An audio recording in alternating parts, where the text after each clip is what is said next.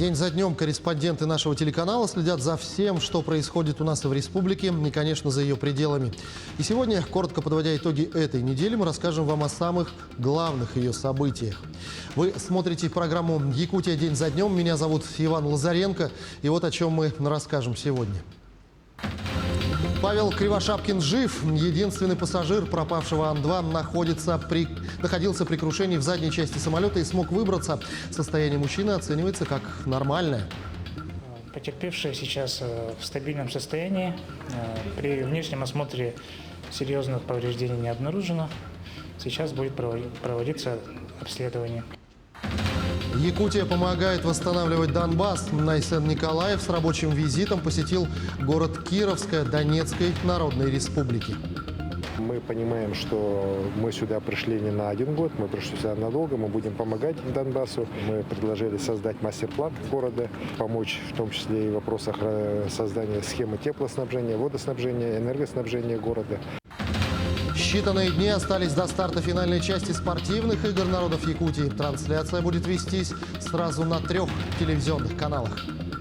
3 передвижных телевизионных станций, да, то есть они будут вещать одновременно на 3 телеканалах, то есть ННДК Саха, Якутия-24 и Мамонт. Так что из разных площадок можно одновременно смотреть в течение дня с 9 утра до 6 вечера все трансляции. Только смотрите в ближайшие полчаса. Безусловно, главная новость последних дней. Единственный пассажир самолета Ан-2, пропавшего почти 2 недели назад, выжил в крушении самолета. Он доставлен в республиканскую больницу номер 2 города Якутска. Напомню, 1 июля во время налета в 46 километрах от села Себян-Кёль Кобяйского района были найдены фрагменты самолета Ан-2 и тела 2 человек. Пассажир разбившегося самолета Павел Кривошапкин выжил и сейчас находится в больнице.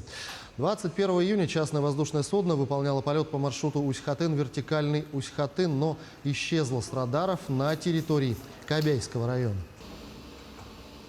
Состояние пострадавшего на утро оценивается как средней тяжести с положительной динамикой по травматическим повреждениям. Ему вчера была проведена экстренно вся необходимая диагностические мероприятия, небольшая операция. Ну и на утро уже зафиксировано полностью положительное изменения, самочувствие особо не страдает. Прогноз благоприятный. Из больницы выпишется около 7 дней, возможно. Ну и амбулаторное лечение там дальше. Между тем, пострадавшим в авиапроисшествиях должна быть оказана вся необходимая медицинская помощь. При этом безопасность людей прежде всего. А при совершении полета, в том числе при тушении лесных пожаров, в приоритете должны быть жизни и здоровье людей, заявил глава республики. Айсен Николаев провел на этой неделе совещание по вопросу безопасности полетов. Глава региона выслушал руководителей республиканских ведомств и авиапредприятий по 3 происшествиям за последние дни, а также поставил перед ними ряд задач. Первое, на что обратил внимание глава, это медицинская помощь пострадавшим. Также глава Якутии Айсен Николаев накануне провел очередную рабочую встречу с мэром города Якутска Евгением Григорьевым. Руководители обсудили вопросы столичных функций, в том числе по содержанию улично-дорожной сети Якутска. Евгений Григорьев обозначил вопросы, которые могут быть решены только по решению руководителя региона. Он отметил, что улично-дорожная сеть города растет с каждым годом, а денежное финансирование на содержание остается на прежнем уровне. Особенно сильно это ощущается при проведении работ по очистке дорог.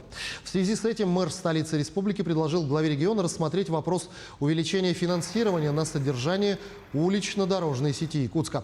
Айсен Николаев в ходе обсуждения данного вопроса озвучил, что поручит организовать в ближайшее время совещание с профильными министерствами республики для решения этой задачи. Кроме этого, глава региона указал на необходимость доработки закона о столичных функциях на уровне правительства республики. О дорогах на этой неделе говорили и на выездном совещании по реализации нацпроекта «Безопасные и качественные дороги», который провел премьер Андрей Тарасенко. Председатель правительства проверил ход работ на участках проспекта Ленина и улицы Каландрашвили. Как отметили представители столичного главстроя и подрядных организаций, все запланированные работы, несмотря на возникающие проблемные моменты с ресурсоснабжающими организациями, идут в соответствии с графиком. Так, укладка асфальта на участках проспекта Ленина начнется уже в августе текущего года, а озеленение весной следующего. Ну, сегодня наконец-таки научились работать. Смотрю, все огорожено, все нормально сделано. Потому что первые шаги, которые были по вскрытию проспекта Ленина, в ужас многих привело, и такой коллапс был. Поэтому сейчас выстраивается работа. Это было впервые сделано в столице. И я думаю, красота столицы с тем, что будет сделано, будет вообще неописуемой. Поэтому я считаю, что сегодня все работы в срок идут, все нюансы, которые есть по изменению цены там, контракта, части подрядчиков, части всяких тех подсоединений, все вроде бы укладывается в наши лимиты, которые мы запланировали. Якутия помогает восстанавливать Донбасс. Айсен Николаев с рабочим визитом посетил город Кировское Донецкой Народной Республики. В рамках этого было подписано соглашение о сотрудничестве. Наша республика будет содействовать скорейшему восстановлению экономики и социальной сферы города Кировское ДНР для возвращения жителей к мирному укладу жизни. Какие работы предстоят, узнавал Максим Кардозу. Как у вас со здоровьем? Держитесь, немного поплавать. Мы все за вас, все болеем. Наши ребята там тоже вместе с вами воюют с фашистами. Поэтому дай Бог вам Божьей помощи. Первым делом глава Якутии посетил раненых бойцов, которые проходят лечение в городской больнице. Зданию требуется ремонт. Посетителей встречают обшарпанные стены, разрушенная кровля и медицинское оборудование, которому, только вдумайтесь, уже больше 60 лет. В таких условиях местные врачи всеми силами стараются поставить на ноги покалеченных солдат. Значит, мы там поможем провести ремонт кровли, которая протекает очень сильно. Поможем заменить лифт для перевозки тяжело больных. В больнице лечится достаточно много пациентов, раненых на войне. Мы также уже помогаем им с медикаментами. И эта помощь действительно для них очень-очень необходима. Думаем, что поможем по ряду позиций в оборудовании. Больше месяца в Кировском работает якутская команда. Наши специалисты руководят восстановительными процессами. Сам город находится в 40 километрах от линии фронта, но ему серьезно досталось еще во время войны с 2014 года. А ремонта соцобъектов здесь не было с развала Советского Союза. Вся инфраструктура пришла в негодность. В этом году будем в первую очередь заниматься дорогами, улицами, ямочным ремонтом.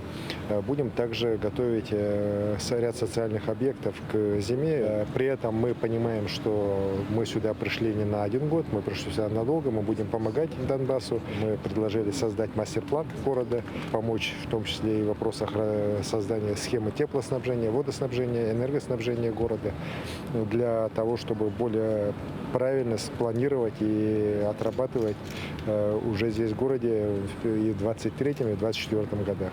Сложно переоценить этот вклад, который такая огромная Якутия вносит. Ну, вроде, если по территории посмотреть, мы там десятки раз меньше, по населению, правда, больше. Точно это вот та помощь, которая здесь останется навсегда, это останется в сердцах. Это дети все будут помнить. Одним из главных объектов, который сейчас восстанавливает Якутия, является вторая городская школа. Вы видите сами, сейчас здесь полным ходом идут работы, причем ремонта не было в этом здании с 80-х годов. Со времени постройки здесь были большие проблемы с отоплением, энергоснабжением, не было даже пожарной безопасности. И за несколько месяцев школу приведут ко всем российским стандартам. Местные жители с нетерпением ждут изменений. Они устали от боевых действий и надеются на скорейшее возвращение к мирной жизни. Ну, мне понравилось, что они пообещали нам город сделать красивым, удобным, и что будет и вода будет, и все поменяется, и дороги, и больницу нам пообещали восстановить, потому что больница тоже очень сильно пострадала. И школу будут ремонтировать. Мы очень рады, что вы зашли. Мы и так знаем, какие якуты добрые, щедрые и вообще. Я считаю, что нам очень повезло. Мы когда узнали, что наш город взяли именно ваша республика Саха, честно говоря, мы обрадовались этому. Да, не знаем. И вот с кем разговариваю, кто вот знает, общался уже с вашими ребятами, они говорят, очень порядочные, добрые и такие отзывчивые люди. Первый этап восстановительных работ должен быть завершен осенью. Максим Кардозу, Петр Шестаков, Донецкая Народная Республика. Еще одна важная новость этой недели, хоть и была она ожидаемой, так как мероприятие, к сожалению, ежегодное. С 1 июля в Якутии подняли тарифы на коммунальные услуги. Насколько больше в этот раз жители будут платить за воду, тепло и свет?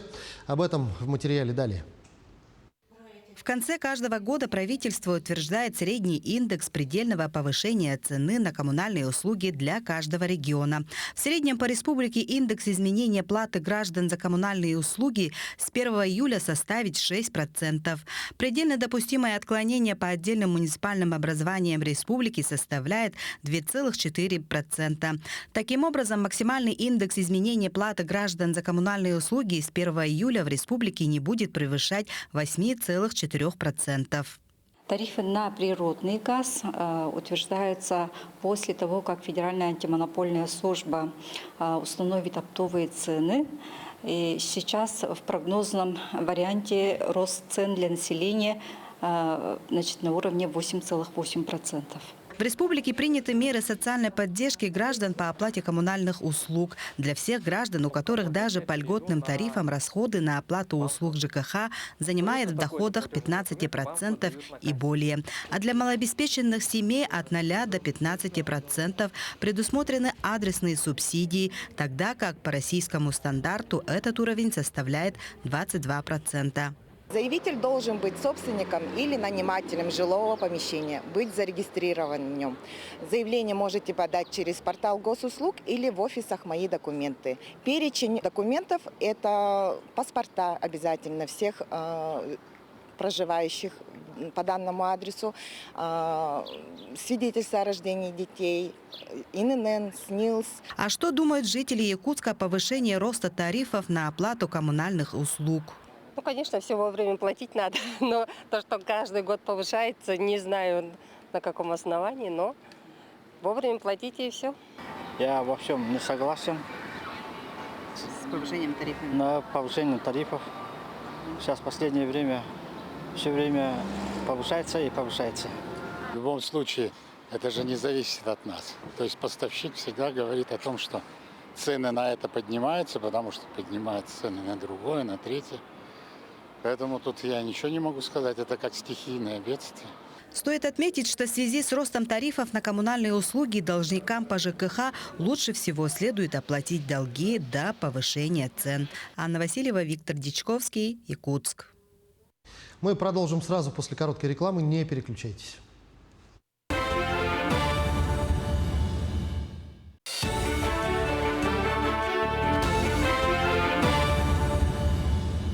Мы продолжаем программу. Наступила пора летних отпусков, и многие якутяне задумались о том, где провести свой долгожданный летний отдых. О самых актуальных туристических направлениях этого лета в сюжете Марии Кардашевской. Наступило долгожданное лето, а с ним и пора отпусков.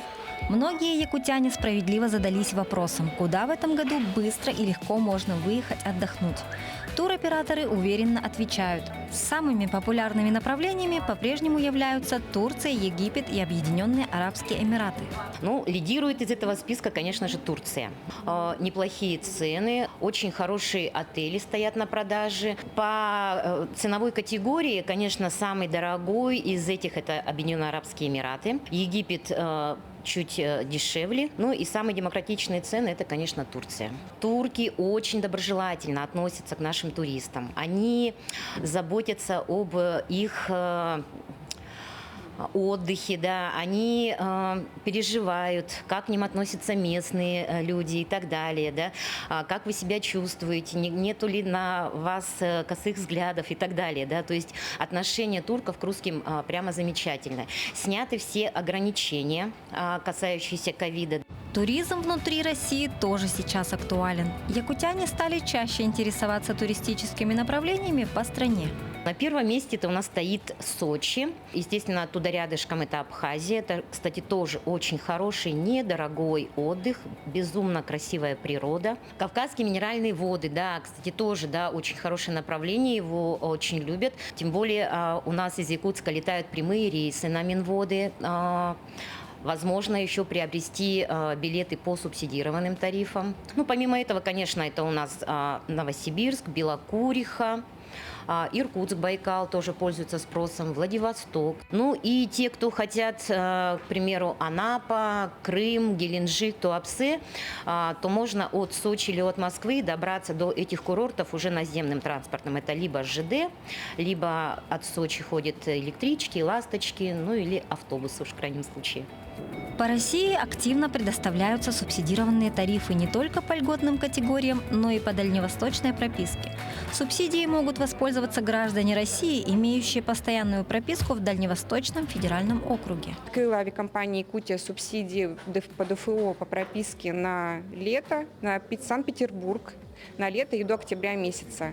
Ну, сентябрь-октябрь уже еще свободно. Ну и до Москвы тоже Аэрофлот. Можно купить до Москвы субсидию по ДФО по категориям уже до конца декабря. Ну а для тех, кто предпочитает проводить свой летний отдых в пределах республики, количество предложений тоже растет с каждым днем. Туристы могут отправиться в тур как на выходные, так и на весь отпуск. На выбор можно купить путевку не только по классическим маршрутам, но и экстремальным. Одним словом, любой пакет услуг можно собрать по запросу клиента. Сейчас у нас в республике действует 78 туристских баз и гостевых домов по республике Саха-Якутия. Есть у нас также туроператоры. Их у нас в количестве 24 единицы, и они реализуют у нас 127 туристских маршрутов, из которых, к примеру, у нас туры выходного дня, сплавы, охотничьи туры, спортивные туры, организуют автотуры. Самыми популярными и доступными направлениями по-прежнему являются Хангаласские и Амгинские улусы. Также открылись туристические базы в Намском районе. Некоторые из них концентрируются именно на семейном отдыхе. На всех базах созданы условия безопасности. Якутские предприниматели ориентированы на развитие регионального туристического бизнеса, поэтому на любой из туристических баз можно сделать дополнительный запрос на выбор клиента, заказать выезд на рыбалку, сбор ягод, отдых на воде и другие. Мария Кардашевская, Павел Пахомов, Якутия. День за днем. Тем временем городской пляж столицы готовится к официальному открытию. Накануне обслуживающая организация получила результаты анализа воды. Они показали, что вода в акватории городского пляжа в пределах нормы. После этого ожидается выездная проверка Роспотребнадзора, по итогам которой будет получено санитарно-гигиеническое заключение. После этого останется получить разрешение от ГИМС и итоговую визу от главы города. Предварительно официальное открытие городского пляжа запланировано на понедельник, 4 июля. Начало июня мы уже превентивно начали подготовку территории городского пляжа к открытию, то есть проводим постоянную уборку территории пляжа, а также с 19 числа для обеспечения безопасности людей мы заключили договор с услугами ЧОП по охране территории, а также проводим ежедневную уборку силами спасателей, но пока до официального открытия они у нас как рабочие по уборке числятся, но при этом они готовы прийти на помощь в случае необходимости. Ну и, кстати говоря, тем, кто привык летом проводить время бюджетно, по старинке, на берегу пляжа или, например, с удочкой на речке, в очередной раз хотим напомнить: будьте предельно внимательны и осторожны на берегах водоемов. Вода ошибок не прощает. Ну а в помощь работникам государственной инспекции по маломерным судам в день 38-й годовщины создания Якутское управление получило новую технику для работы инспекторов. 2 новых катера и грузовой автомобиль включили в технический парк инспекций. Александр Хавренко в подробностях изучил практические и технические характеристики новинок. Технический парк Якутской государственной инспекции по маломерным судам пополнился 3 новыми единицами. На боевое дежурство заступают новый патрульный катер «Альянс», аэролодка «Север» и тяжелый грузовой автомобиль «КамАЗ», оборудованный кранно-манипуляторной установкой. Катер «Альянс» предназначен для патрулирования акватории. На нем установлены современные средства навигации, камеры и мощные двигатели, способные развивать скорость до 55 км в час. Это катер самый последний, собран на российском заводе. Большинство комплектующих являются нашими комплектующими. Также есть некоторые комплектующие имеют замену, но это идеальный катер для сотрудника ГИМС, потому что это полноценное уже рабочее место.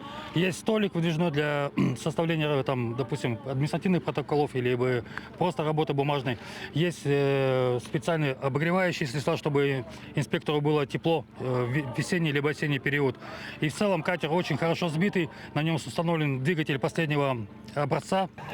Один из самых напряженных периодов в году в работе инспекторов ГИМС – это время ледостава и ледохода. На обычном катере выезжать опасно, но работать надо. И тут на помощь гимсовцам приходят специальные аэролодки с днищем, обшитым пластиковой чешуей, которые не страшны ни мелкие льдины, ни ветки, ни обломки деревьев, ни прочий мусор, который несет с собой вода. Это аэробот, то бишь это лодка, которая способна передвигаться по любой поверхности, будь то вода, песок, мелкий снежок. Короче, у него функционал работы идет до минус 30 градусов, он может работать. И этот катер нам очень сильно нужен, как у него, его именно специфика, выезжать на реку в тот период, когда уже маломерные суда, наши моторные лодки, уже не могут ходить по реке из-за шуги, из-за льда и прочего. И вот нам этот катер как раз и выходит на эту беду. Если что-то где-то случится, или какой-то катер там застрял во льдах, поздно возвращается там на базу стоянки, вот мы уже снаряжаем этот катер, берем инспекторов и едем спасать. Автомобиль КамАЗ – универсальная техника. Благодаря своей проходимости он может доставлять грузы и личный состав в труднодоступные места, а также может использоваться сотрудниками ГИМС как пункт технического освидетельствования маломерных судов. Инспектора будут на нем выезжать в отдаленные регионы, куда не можем сами добраться. И у него есть гидроманипуляторная установка. Для чего она нужна? Это для всяких разнообразных работ, также для пункта технического свидетельствования, потому что по одному из требований мы должны взвешивать лодку на предмет ее веса, когда составляем акт технического освидетельствования. Вся новая техника уже опробована и получила хорошие оценки от специалистов. И во многом позволит облегчить тяжелую работу инспекторов на реках Якутии. Александр Хавренко, Джилус Иннокентьев, Якутск.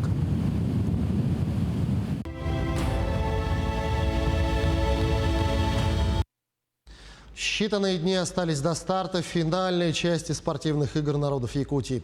Напомним, соревнования пройдут в селе Барагонцы Усть-Алданского района с 4 по 10 июля. В этом году трансляции спартакиады смотрите на 3 наших телеканалах: Якутия-24, НВК «Саха» и «Мамонт».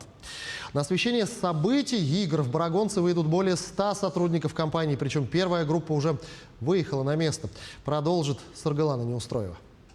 По традиции, перед играми творческой группе НВК «Саха» презентовали единую форму. Однако в этом году мерч соревнований украсило изображение спортивного комментатора Вячеслава Степанова. Со слов генерального директора НВК «Саха» Олега Маркова, отныне каждая единая форма масштабных спортивных событий станет данью памяти выдающимся журналистам.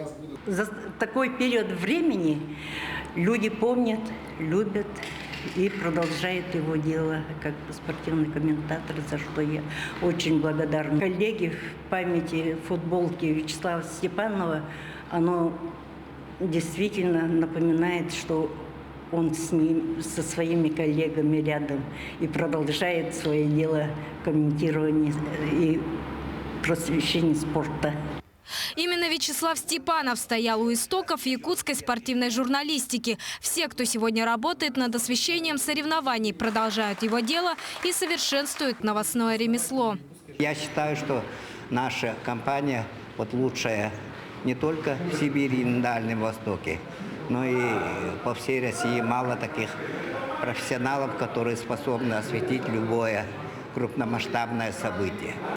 Над освещением событий игр народов будут работать более сотни телевизионщиков. Это корреспонденты, редакторы, операторы, режиссеры и многие другие. Впервые на телеканалах Якутия-24 и НВК «Саха» будут вестись вечерние включения со звездами соревновательного дня.